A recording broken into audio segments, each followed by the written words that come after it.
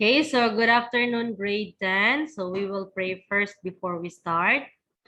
Okay, let us pray. Our most gracious and kind Heavenly Father, we are so grateful, dear Lord, for the many blessings that we received, for the gift of life that we enjoy up to this moment. Thank you so much, dear Lord, for the good health and for guiding us always as we start our discussion. May you give us knowledge and wisdom, Lord, that we will be able to understand our lesson. Thank you so much for your love. Forgive us for our sins and thoughts and actions and in words.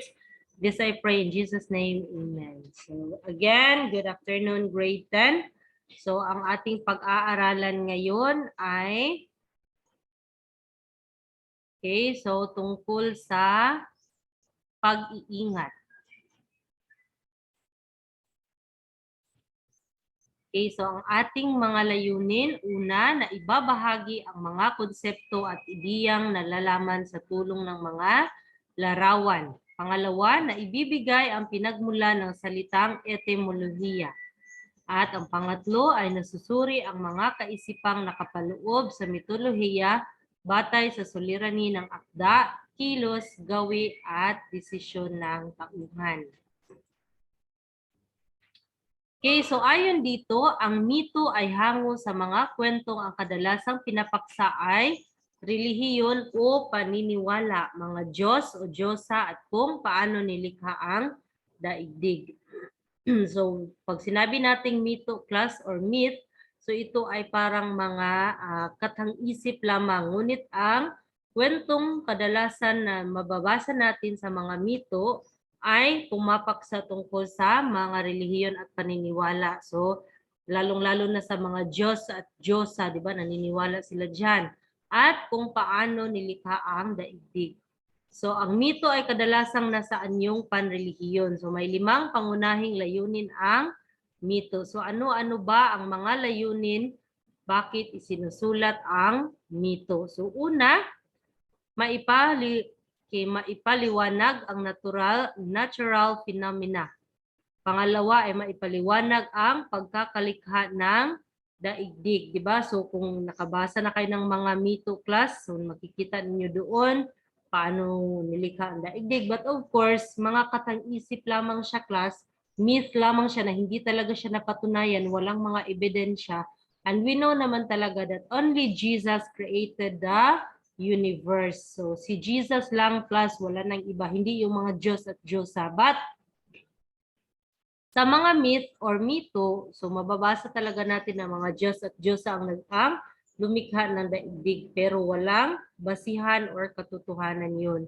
Then pangatlo ay maituro sa tao ang mga pangyayaring pangkasaysayan. So meron din namang mga kwento na tungkol sa kasaysayan. Then ang pang-apat ay maipapaliwanag ang ilang matatandang ugaling panrelihiyon at maisisiwalat ang pangkaraniwang pag-asa at takot ng mga tao. So meron ding mga lesson learned na stories na mababasa natin sa mga mito. Okay, so ano nga ba ang elemento ng mito? So merong 3 elemento ng mito. Ito ay ang tauhan, tagpuan, at banghay. So tandaan ninyo yan class ha, take note on that. Ano yung 3 elemento ng mito? Ito ay ang tauhan, tagpuan, at banghay. Okay, sa araling ito, ang bibigyang diin ay ang tauhan. So lubhang mahalaga ang tauhan sa anumang uri ng akdang pampanitikan. Walang istorya o kwento na ang walang tauhan. Yes, so ang pinakamahalagang sangkap sa isang kwento class ay ang tauhan dahil ang tauhan ang siyang nagpapagalaw sa isang kwento. So walang istorya o kwento na magaganap kung walang tauhan. Sila ang nagpapagalaw ng kwento at sa kanila umiikot ang istorya. Ang bawat tauhan ay may personalidad na kinakatawan, di ba? So for example, yung mga artista. So depende kung ano yung magiging role nila sa kwentong yan. Pwedeng sila maging bida or kontrabida. So maaaring siya ang bida o bayani, ang sumusuporta sa bida, ang nagdadala ng hiwaga o kamatayan at marami pang papel na maaari niyang gampanan. So pwedeng ikaw yung best friend ng bida, o right hand ng bida or depende kung ano yung magiging role mo sa kwentong iyon. Kadalasan ang bidang tauhan ay maganda at malakas, di ba? If you observe, kahit na yung mga artista, syempre yung magiging bida talaga is yung makisig, gwapo, and then magaganda naman yung nagiging bida kapag babae. So yung mga, hindi naman sa nagdi-discriminate class, but if you observe lang yung mga hindi masyado kagandahan, so parang yun yung nagiging kontrabida. Have you observed that, di ba? Yung ibang mga kriminal, yung nagiging role nila, and then yung mga mukha din nila kasi binabagay-bagay din. Diba? So may angkin siyang talino na ginagamit niya sa mabuting paraan. Of course, kapag sinasabi nating bida, mabait talaga siya. Siya talaga yung tagapagtanggol ng lahat. Ang bida sa huling bahagi ng istorya ay karaniwang nagwawakas ng masayang tagpo. Sa papel na kanyang ginagampanan, nababatid ang kanyang tunay na pagkatao. Sa mga karakter o papel na ginagampanan ng mga tauhan, mayroon tayong hinahangaan sa kanila na nakatulong upang magbago ang ating karakter o ugali. Yes, so meron ding mga karakter o tauhan sa isang kwento class na ina-admire natin, di ba? At dahil sa pag-admire natin sa kanila, nababago rin ang ating karakter o ugali. Para bang ay gusto ko yung karakter niya kasi ganito siya, so gagayahin ko siya. Di ba? Iniidulungan natin sila minsan. So yun yung dahilan kung bakit tayo naaapektuhan sa karakter nila at nababago ang ating ugali. Then, of course, kapag ikaw yung bida, parating happy ending, di ba? Yun. Okay, sa mitong ang pagbabalat, isang karakter o tauhan ang tiyak na kaiinisan dahil sa pagkakamaling kanyang ginawa. So, hindi niya sinuring mabuti kung sino ang mga taong dapat nalapitan, kaya ang inutos sa kanya ng manlilikha ay hindi na isagawa ng tama. So, hindi niya ginamit ang tamang pagpapasya o pagtitimbang ng mga bagay or yung tinatawag nating right judgment, kaya nagkamali siya. So, meron tayong babasahin class na isang mito na pinamagatan itong ang pagbabalat. So, sa kwentong ito, merong isang karakter na sigurado raw nakaiinisan ninyo dahil sa pagkakamaling kanyang nagawa. So, hindi niya nasunod o nagawa ng maayos ang iniutos sa kanya dahil nagkamali siya sa kanyang pagpapasya or yung judgment or yung decision making. So tignan natin yung class ha kung ano yung nangyari sa kwentong ito. So ito ay pinamagatang ang pagbabalat. Isa itong mitong Ethiopian. So isinali ni Felicidad Q. Kuan Yu. Okay, so ayon sa kwentong ito, basahin natin. Anong kabuluhan ng paggugugol at pag-aaksaya ng panahon at pagod sa paglikha ng tao kung hahayaan lang din naman silang mawala? Maihahalin tulad ito sa paggawa ng isang kariton na hindi ipinapako ang mga gulong nito. Sa malaon at madali, maalis din ang mga ito. Ano ngayon ang halaga at ganda ng kariton? So sinasabi dito class na ano raw ang halaga ng isang tao, bakit siya nilikha kung hahayaan din lang naman na sila ay mawala. So katulad daw ito na kapag ikaw ay gumawa ng kariton na hindi mo ipinako yung kanyang mga gulong, na kapag ito ay iyong pinapaandar ay siguradong matatanggal o maaalis din ang mga ito. So nasaan na yung kanyang ganda at halaga? Ayun pa dito. Ang manlilikha na siyang umugit at humubog sa mga gala ay niminsan hindi naging malilimutin o pabaya. Sa katunayan, makikita mo ang mga katangiang ito sa mga nilikha niya. Matatangkad at kapansin-pansin tulad ng mga panghuli ng isda at magagandang tulad ng isang ibune. Hindi niya nilikha ang mga ito para magbago at masira lamang ang kanilang kagandahan. So ang isang manlilikha raw class ay gumawa siya ng isang gumawa siya ng mga tao sa gala. So sila ay mga magaganda at matatangkad. Ngunit hindi maiiwasan na masira at manuyot ang kanilang mga malalambot na balat gawa ng napakainit na araw at tuluyang mangulubot ito. So syempre, katulad nating mga tao class, 'di ba, kapag tayo ay tumanda na, mangungulubot ang ating balat at kapag tayo ay nasa init parati, 'di ba? So yung ating balat ay parang maninigas. So katulad din ito ng nilikha ng manlilikha sa gala na ang mga taong ito ay nangungulubot din ang kanilang balat. So isang araw, inutusan ng manlilikha ang kanyang ibon ng kanyang mensahe na pumunta at hanapin ang mga huluwaka at hanapin mo ang hanapin mo ang mga gala. Sabihin mo sa kanila na kapag nangulubot na at bumigat ang kanilang mga balat, ay pilasin ito at iwan kung saan ito nahulog. So, inutusan ni ng manlilikha ang kanyang ibon na hanapin si huluwaka at sabihin na hanapin ang mga gala. So ano raw yung sasabihin, class, kapag nangulubot yung kanilang balat? So tatanggalin lang raw nila ito at ihulog kung saan sila. So para bang yung snake, class, 'di ba? Yung kapag nagpapalit sila ng balat.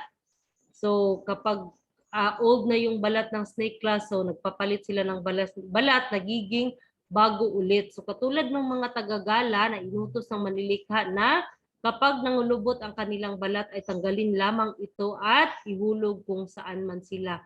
Then magkakaroon sila ng panibago at mas batang balat. Sa ilalim nito ay nagtatago ang isang bago at sariwang kagandahan tulad ng isang paru-parong nagtatago sa isang uod. Okay, nagpadala ng tao sa gala. Humayo ang nakaupong ibon na buong pagmamayabang na winawagwag ang kanyang pakpak na kulay lila at may tuka na kulay ng rosas ay nagsalitang, "Kayo po ang masusunod. Ngunit paano ko makikilala ang mga gala? Sa rhinoceros, sa giraffe, sa hyena o sa mga leon?" So sinabi niya na, okay, so talagang nagmayabang pa yung ibon, class. Okay, na winawagwag niya ang kanyang mga pakpak na kulay lila. So sinabi niya na kayo ang masusunod, ngunit meron siyang problema. Paano niya raw makikilala yung mga gala? Okay, so doon sa mga hayop, paano niya kaya makikilala? Pari-pariho lamang ang tingin ko sa mga likha mong iyon, balahibo. Ang pakpak, walang tuka, walang matatangkad at kapansin-pansin sila tulad ng panghuli ng isda at magagandang tulad ng isang iboni, wika ng manlilikha. So hindi ka talaga nag-aaksaya ng oras sa iyong labis na pagsasalita, huluwaka. Nagsasalita pa rin, lumipad si huluwaka, nakausap ang sarili habang patungo sa lupa. So una niyang nakita ang isang pagong. So ang pangalan ng ibong ito, class, ay si huluwaka. So lumipad na siya upang hanapin ang tagagala at ibigay ang mensaheng sinabi ng manlilikha. So una niya nakita ang isang pagong. So nasabi niya sa sarili na hindi siya tagagala dahil maliit at mababa ito, bilog ang mukha at malayo sa sinasabi ng manlilikhang maganda. So naisip niya agad na yung pagong ay hindi isa sa mga nilikha ng manlilikha dahil hindi raw ito maganda at hindi matangkad.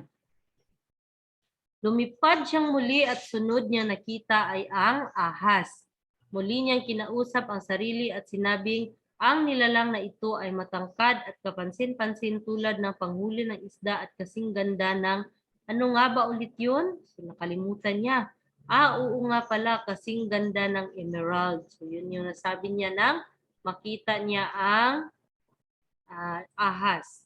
So tinanong niya ang ahas, "Nais mo bang malaman ang sikreto para hindi ka tumanda at habang buhay kang sariwang parang bata?"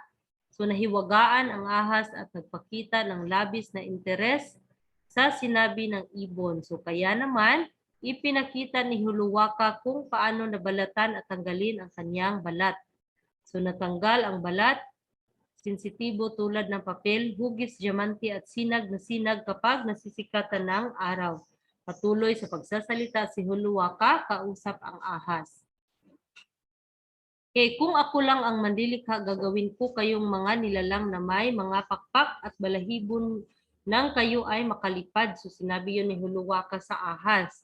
Sa puno kayo ay mamumuhay at lulundag sa lawa upang humanap ng isdang makakain. Walang tigil na pagsasalita si huluwaka kaya hindi niya namalayan na kanina pa siya iniwan ng ahas at naikalat na ang sikreto sa kanyang mga anak. So yun, dahil sa pagiging okay, what's this? Madaldal, pagiging madaldal ni huluwaka ay ay yung kanyang sekreto ay naikalat na sa karamihan. So dahil sa kanyang kadaldalan, hindi niya namalaya na iniwan na pala siya ng ahas. Nang kanyang mapansin ito, agad siyang lumipad ng muli sa kalingitan pabalik sa hardin ng manlilikha kung saan siya tumitigil o namamalagi. Nasabi mo na ba ang mensahe sa mga gala? Tanong ng manlilikha. Opo, pero sa aking palagay, mas matatawag ko silang mahaba sa halip na matangkad. Huli na ng kanyang mapagtanto ang pagkakamali. May kanya-kanya ng ayos at nakagisnan ang mundo at ang manlilikha ay abala na sa ibang bagay. Iyan ang dahilan kung bakit ang mga babae at mga lalaki ng gala at kasama ng tayong buong sangkatauhan ay nagkakaedad at tumatandang kulubot ang mga balat sa pagdaan ng panahon. So ano yung pagkakamaling nagawa ni Huluwaka class dahil sa kanyang kadaldalan? So instead na sa taon niya sabihin yung sekretong iyon ay nasabi niya ito sa ahas dahil inakala niya na yung ahas ay ang nilikha ng manlilikha sa gala. At ito raw ang dahilan kung bakit ang mga ahas ngayon ay nagbabalat na dahil raw ang sekretong ito ay nasabi ng Hulukawa sa kanila. So ito rin daw ang dahilan kung bakit tayong mga tao ay nangungulubot ang balat sa ating pagtanda dahil raw sa pagkakamaling nagawa ni Hulukawa. Huwag ng mga ahas na hanapin ang mga ahas upang malaman ang kanilang lihim. Hindi sila makikita, tanging ang mga hinubad at tinanggal na mga balat lamang ang kanilang iniwang bakas. So yun yung naging wakas ng kwento class. So bakit nagkamali si Hulukawa? So dahil inisip niya na hindi siya nakinig pag sinabing matatangkad, yung description sa kanya class, di ba minsan ganyan din tayo? Iba yung inutos sa atin sa tindahan, pagbalik iba yung dala. So kinakailangan talaga na sa bawat desisyon na ating gagawin ay pag-isipan natin itong mabuti. Katulad ni Hulukawa na siya ay nagkamali sa kanyang desisyon. Okay, so yun. Then, sa pag-aani class ha, 1 to 5, meron kayong sasagutan sa inyong aklat. So, isulat ninyo yan sa papel and then ipasa. So, ngayon naman ay pag-aaralan natin ang pagsasaling wika. So, ano ba yung pagsasaling wika? Marami ang kahulugan ng pagsasaling wika. Ayon sa Webster Dictionary of the American Language, ang pagsasaling wika ay palitan ng kahulugan sa ibang wika at paglalahad nito sa ibang pananalita. So pagsasaling wika is yung i-translate yung isang wika sa ibang pananalita. Okay, para kay Alfonso Santiago noong 1976, ang pagsasaling wika ay isang sining ng pagpapahayag ng isang orihinal at hindi nababago ang diwa at kaisipang ipinapahayag nito tungo sa ibang wika. So, kailangan raw class na yung pagsasaling wika kahit na i-translate mo siya sa ibang wika, dapat ay hindi nababago ang kanyang diwa at kung ano ang ipinapahayag niya. Mahalaga na ang nagsasalin ay eksperto sa larangan ng pagsasaling wika. Mahusay siya sa dalawang wikang isasalin. Hindi dapat magkalayo sa orihinal ang isalin at dapat ay pari-pariho ng orihinal. So hindi basta-basta ang pagsasaling wika class. Kinakailangan daw na eksperto sa larangan ng pagsasaling wika ang gagawa nito para hindi talaga malayo sa orihinal ang isasaling wika or isasaling salita. Ang nilalaman ay magkakaugnay at ang babasa ay mahihimok na iisa ang kahulugan ng gustong ipaliwanag ng tagapagsalin. So for example, yung Bible class, di ba there are many translations of the Bible, pero iisa lang yung kanyang kahulugan. Iisa lang yung nais niyang sabihin. Maaring sa inyong murang gulang ay matutuhan na ninyo ang sining ng pagsasaling wika, di ba? From English, isasalin ninyo into Filipino. So, subukin ninyo at narito ang ilang gabay sa pagsasaling wika. So, paano nga ba natin gagawin ang pagsasaling wika? Una, basahin ng buo ang tekstong isasalin. Yes, kasi from English to Filipino class, it's not word for word. But the thought, hindi siya talaga na kung ano yung word na nandun, isasalin mo siya forward. Minsan naiiba. Kaya kailangan basahin mo ng buo ang tekstong isasalin. Hindi maaaring babasahin ang unang pangungusap at pagkatapos ay isasalin. So mali iyon. Hindi pwede na by sentence ang pagsalin or by word. Kailangan ay ang buong teksto talaga yung babasahin. Then pangalawa, hindi ka maaaring magsalin ng literal ayon sa mga salitang ginamit lamang iisa sa isang salita. Yes, yung word for word na sinasabi ko, class, hindi siya pwedeng word for word ang pagsalin. Then number 3, unawain ang nilalaman. Kailangan you understand kung ano yung nilalaman ng tekstong iyong isasalin. Then pang-apat, kapag naisalin na, basahin muli ang original na teksto, punahin kung pareho ang diwa ng sinasaad.